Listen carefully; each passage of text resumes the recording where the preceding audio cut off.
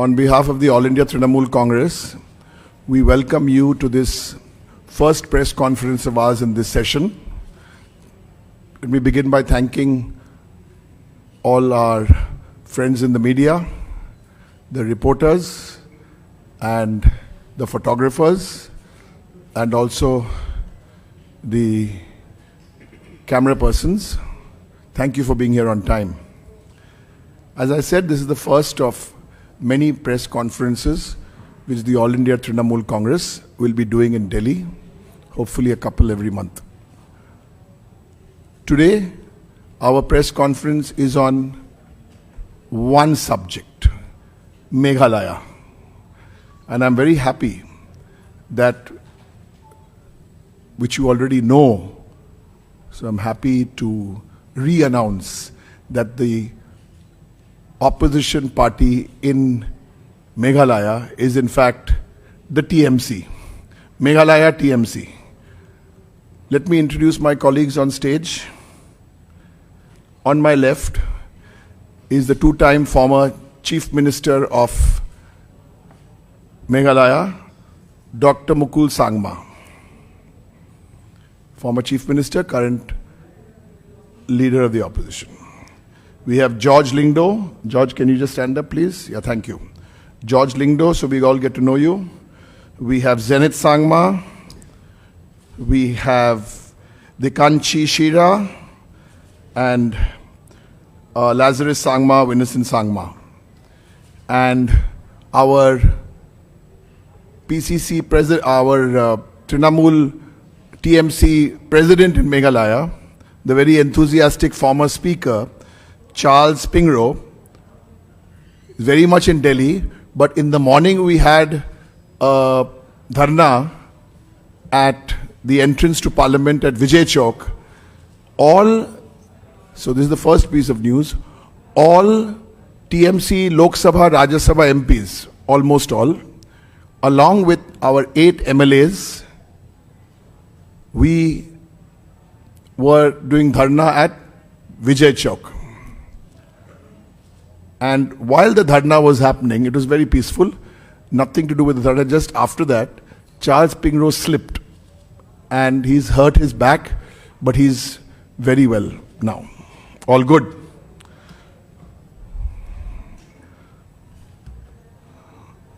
So we are here today, and the press conference will be in 3 parts.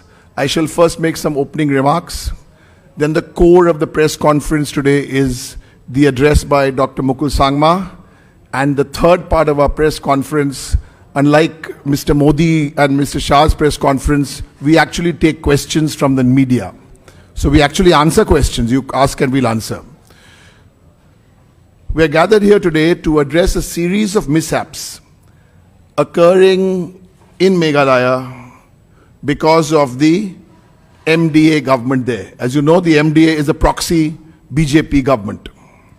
So in the last 4 years, healthcare is in shambles. Education system is in shambles. Less said about the infrastructure, the better. And alleged scams, there's a long list of alleged scams. Today, in the dharna in the morning, demand is very simple. The need to include Garo and Khasi languages in the 8th schedule of the Constitution of India. The need to include Garo and Khasi languages in the 8th schedule of the Constitution of India. Dr. Mukul Sangma is a PhD on this subject, so I will only say one sentence and he can give you all the other details. So there have been protests, there have been memorandums, both to the state government, to the central government, but nothing has moved. Second-hand treatment to the northeastern states. Second-hand treatment to the northeastern states. Only 3 languages from the northeast have been included in the 8th schedule. Only 3. We're asking for 2 more. There are many senior journalists here. Maybe you can jog your memory. If I ask you, when was the last time you remember that MLAs, an opposition party from Meghalaya, along with MPs, came to Delhi, had a dharna in the morning, had a press conference like this? Because we really believe that the time has come to show some action, because as it is, you know, Mamata Banerjee's and Trinamool Congress's commitment to ethnic rights, linguistic rights, and the smaller they are, the more they need to be protected. So we demand that the cultural and linguistic ethnicity of the people of Meghalaya, we're talking about cultural and ethnic, they need to be recognized first, and they need to be protected at all costs. That's why we are here. The second issue is on the state border issue with the neighboring state of Meghalaya.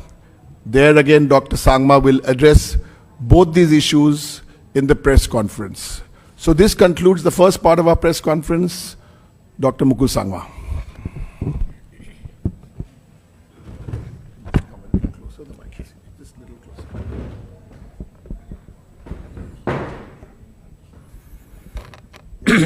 Thank you, Mr. Derek.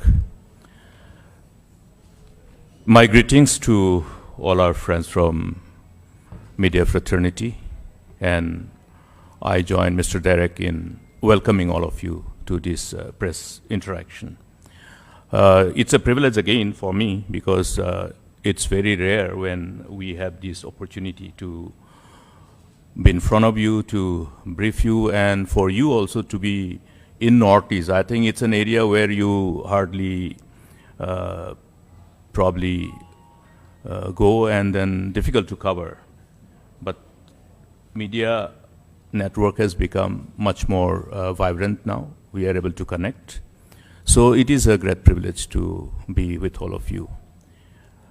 Now, joining my colleague, Mr. Derek, I would like to share with you that today what we did in the morning was to draw the attention of the government of India to take cognizance of issues revolving around the people of Northeast, particularly the people of Meghalaya. Now, as politicians and as people belonging to this political class, we are all responsible. We are all responsible to ensure that we defend and protect our ideals of democratic values and the cultural ethos, and always take cognizance of any voice of the people, listen to the people. But I'm very sad to say that today we are in such a situation where people's voices are falling on deaf ears, whether it is at the state level or at the national level. And that is something which we have not seen in the past. I have had a long innings in politics. I started very early at the age of 27 when I got elected as an MLA, 1993, completing almost 30 years of my innings in politics. And this is the time when, with this present dispensation of government, both at the state and the center, we see that the voices of people are not considered as something to be taken into cognizance by the government of the day. And this is precisely why we say that we must continue to therefore draw the attention to the government. Today is the first time in the history of my political innings that we have to come and do what we did in the morning to draw the attention of the government of India. It is simple. I think what we mean is very clear indicative of our frustration for not getting the kind of attention from the government of the day. And this is something which is not in sync with what we expect in our given democracy, because this great nation has its own history. We may belong to a small state. Meghalaya is a very small state where we have 2 members in the Lok Sabha. So maybe we are insignificant in national politics, but we are significant because we belong to this great nation. Our forefathers decided to be part of this great nation. And we add to the flavor of the huge diversity of this great nation. And that is something which we are proud of. And therefore, irrespective of our size in terms of population, even though we are microscopic in terms of population, with over 1 billion population of this great nation, our voices need to be taken into cognizance so that we continue to add flavor to the huge diversity of great nation, and we become a part and parcel of the growth and progress and the story of growth and progress of this great nation. So you must have witnessed in the preceding months, for all those friends from the media who must have at least remain vigilant on what is happening in Northeast, that there has been instances of people trying to draw the attention of the government, of both the state governments, Meghalaya and Assam, in respect to the decision of both the state governments pertaining to their decision to resolve the long pending border related problem with the counterparts. In other words, to resolve the dispute pertaining to the areas of difference along Assam-Meghalaya border. Any resolution that we decide upon is to ensure that there is a kind of a situation where people feel or people find a reason to feel good about the decision of the government. We must do justice to all sections of people. And people of Assam and Meghalaya, we are like brothers. I used to say that when Assam catches cold, the Meghalaya sneezes, because we are integral part of this vibrant northeastern part of the country. And Meghalaya was a part of Assam, undivided Assam. Shillong was the capital of undivided Assam. And our forefathers wanted a different state. We achieved so. And after achieving the state, only one problem remained which was unresolved. That is the problem pertaining to the areas of difference along Assam-Meghalaya border. There are 12 areas of identified areas of difference. Now, I would not like to reconnect with the past, but the problem is that none of these issues could be resolved because we wanted to resolve this issue in a manner which is considered acceptable to all people. All people. When we say all people, means the people of both the states, Meghalaya and Assam, the stakeholders. I must be blunt in saying that this problem that has unfolded after the recent decision of these two states coming together to resolve these areas of difference along the Assam-Meghalaya border is because of the government itself. Because government has forgotten that if a problem which has been pending for such a long time, if required to be resolved, then it must be by taking everybody on board, by taking all the stakeholders on board. I would like to take this privilege to share with you, the complexity of the whole land tenure system in Meghalaya. When we say the stakeholders, that means in the context of Meghalaya, the land belongs to the people. Land belongs to the people, and the whole area that belongs to the people are governed by our traditional institution.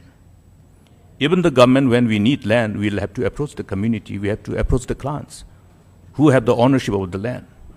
And that is another state where, that is a state where we have the right over the land, the right over the surface, right over the minerals under the surface. So very, I must say, unique situation in respect of land tenure system.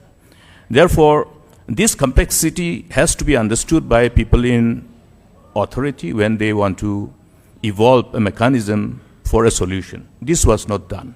And therefore, the resistance from the people, and therefore the expected line of response from the government to listen to their voices and comply with. But government of the day seems to be in a mood to bulldoze and impose, which is not inconsistent with the spirit of democracy. And as a political party, it is our binding responsibility to protect the interests of the people and be the voice of the people, and that's what exactly we are doing. Yeah. Now, on the language issue, there's so much of beauty in being able to take pride in one's identity. And language is obviously the indispensable part to indicate one's identity. And in the context of our demand for the inclusion of our Garo and Khasi languages under the 8th schedule of the Constitution of India, obviously is because it opens up lots of opportunities for our people. While our youth aspire to fill up in the job spaces available across the nation. And there should be a level playing ground for all. Our responsibility towards our people revolves around the question of justice and equality for all. Therefore, if others have been given this opportunity, it is only natural that we must give similar kind of opportunity to others. It is from that perspective that we all collectively took a resolution in the Legislative Assembly as mandated by the Constitution and submitted it before the Government of India to consider. But unfortunately, as I have said, the Government of India has not been responsive to this call. And that's the reason why we have to come this far and demonstrate today before the Parliament. And that's why we are here together. Thank you. Thank you, Dr. Mukul Sangma, for very clearly articulating these two key issues for today. We move on to the third and last part of this press conference related to Meghalaya, which are there. If there are any questions, just identify yourself and ask the questions. Let me make one more announcement because of certain developments in Parliament. After this press conference concludes, the All India Trinamool Congress will have another press conference with a, should we say, a 7-minute break, and there we will discuss issues related to Parliament at that time. So you don't need to, maybe just a 7-minute break, so we rearrange the table, the chairs. Okay. Dr. Sangma, any questions?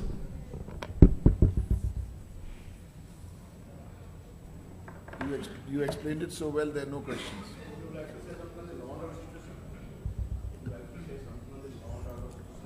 Law and order situation.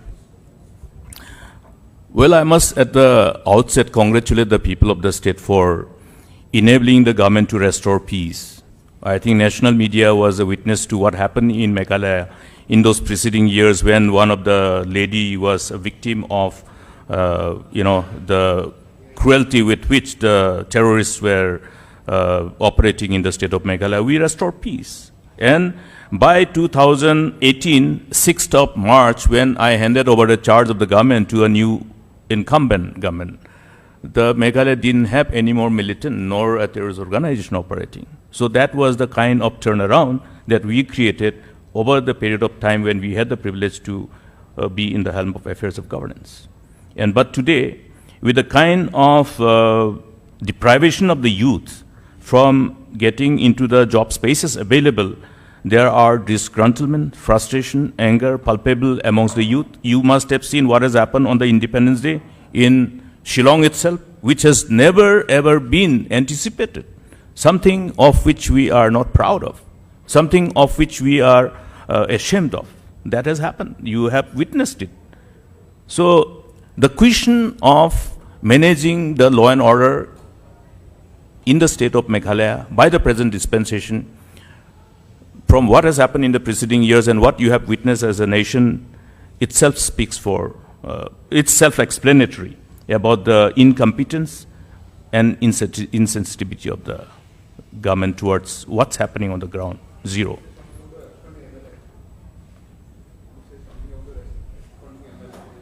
Who is absconding? Not MLA. He's a member of the district council. Well, I think if whatever alleged illegalities have been happening in that particular place in the capital town of West Garo Hills, I'm sure you will agree with me that it has not been happening only for 1 day or 2 days. What was the government doing for so long? I think that is the question you'll have to pose before the Chief Minister or the government. What was the government doing for so long? Please understand one thing. The magnitude of problem in the state of Meghalaya and in Northeast is something which is really, really scary. The quantum of drugs that's flowing around. You know, the number of peddlers getting involved and various other associated evils that's happening there. And this is a time, you know, when the government of the day decides to come up with a policy and program to make Meghalaya a den of gambling and other vices. This is something which is not in sync with our cultural ethos, our way of life. So we are really in a situation where the government of the day will have to take responsibility for all the mess that we are in. So is it not an inherent failure of yourself because you are the CM two times CM? Yes. Now when I took charge as Chief Minister on the 10th of April 2010, I inherited a state which was not in a very good shape. Okay. The band outfits were operating, dictating terms. Government employees, if posted, transferred and posted to various areas across the state, first thing they would do is to find a way to reach political bosses to change the transfer and posting order, obviously because of the law and order situation.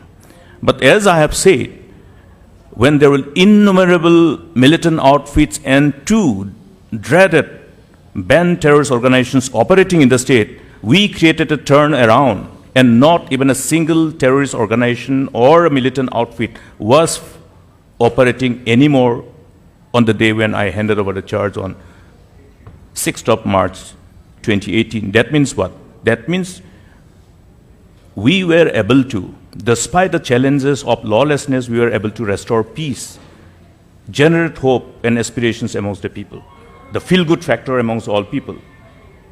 Now tell me, across the nation, where you have similar kind of challenges, to have a turnaround within such a short time, is it really possible? It's not possible. In fact, in course of number of the internal security meeting that we had with Government of India, I have shared with all our colleagues and Government of India that whatever the state of Meghalaya has adopted to deal with militancy, lawlessness and terrorism must be taken as a case study for Government of India and other states. I repeat, with pride, that whatever Government of Meghalaya during my time has done to deal with lawlessness, militancy and terrorism must be taken as a case study by any of the states who are still confronted by the similar challenges. Thank you. And what is your expectation? Okay. Last question. Yeah, my expectation Give us is both the that questions, just one second. Yes. So this recent issue where, the Meghalaya BJP vice president, I mean, a portal was raided by the police, which was run by, which is alleged to be run by this BJP Meghalaya vice president, Mr. Mara. So is the Trinamool, because, it's one of the largest opposition there now, breaking up the issue, what is it doing? I'm raking up this issue. Yes, I have already said, if this has happened and this has been happening, what was the government doing? That is the indicative of what has been happening in the state. I think I have already mentioned about that. It's just the tip of the iceberg. Therefore, the government must pull up its shocks and then respond to the given situation and restore peace. I have not referred to only this instance. I have also referred to instance which the nation as a whole was able to witness with utmost sense of, what should I say? It was something which has never been expected to be seen on an Independence Day. Youth with AK-47 and gun moving around the state capital itself. So these are all indicative of the failure of the government and incompetence of the government. Thank you. Thank you, thank you. My expectation is that Oh, sorry. I trust the people of the state of Meghalaya. I have full confidence and trust on the people of Meghalaya, and we proceed with our utmost sense of commitment and sincerity and honesty to continue to serve them. Thank you. Thank you, Dr. Mukul Sangma, and thank you to all my colleagues. With that, we conclude this part of the press conference of the All India Trinamool Congress on this one issue. We're going to take just a 5-minute. We're just going to take a 5-minute break. We're going to have another press conference just now on the issues arising out of developments in Parliament. Back in 5 minutes. Thank you.